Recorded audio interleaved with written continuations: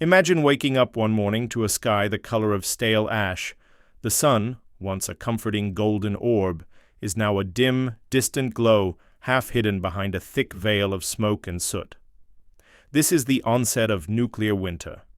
It all starts in a flash of a blinding light and a thunderous roar. Nuclear detonations over cities and industrial centers ignite firestorms so intense that they consume entire neighborhoods.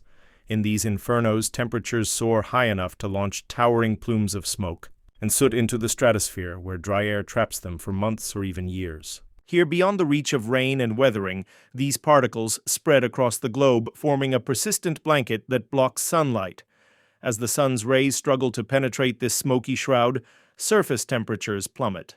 Within days, 2 weeks, average temperatures could drop by 10, even 20 degrees Celsius in some regions. Summers turn to bone-chilling winters. Once fertile fields become frost-bitten wastelands. Croplands that relied on predictable seasons now suffer unexpected frosts and shortened growing periods. Without sunlight, photosynthesis grinds to a halt, and entire ecosystems begin to break down from the very bottom of the food chain. The sky itself transforms. Horizons glow with eerie red and orange glimmers as the stratospheric particles scatter. Dawn and dusk light in haunting colors. Daytime feels perpetually overcast and dim, while nights seem to close in with unnatural gloom.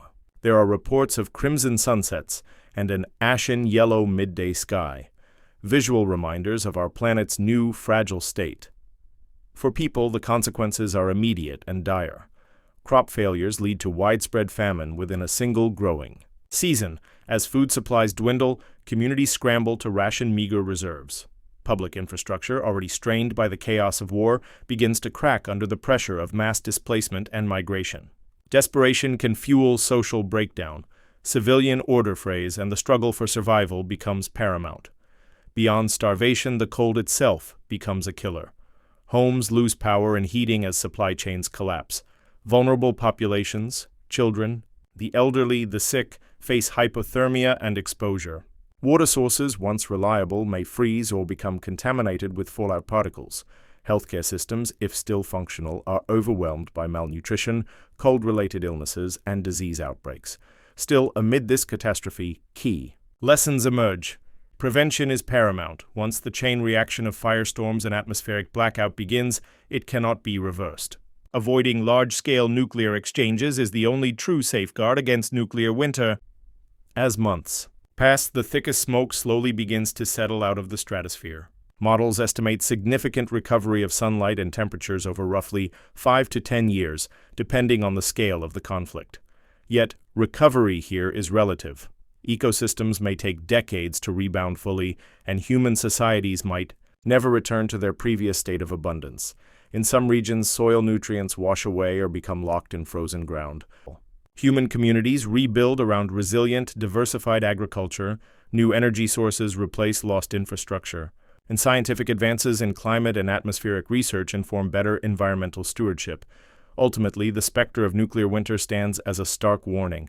The technical ability to destroy vast swaths of our world could unleash global, multi-decade repercussions far beyond immediate blast zones. The real root of nuclear winter is human choice, choices to proliferate, to confront, or to cooperate. It underscores that our planet's fate hinges not just on the weapons we build, but on the wisdom we cultivate. We hold the keys to preventing this frozen shadow. Through diplomacy, disarmament, and global solidarity, we can ensure that the sun continues to shine brightly for all of us, for generations yet to come.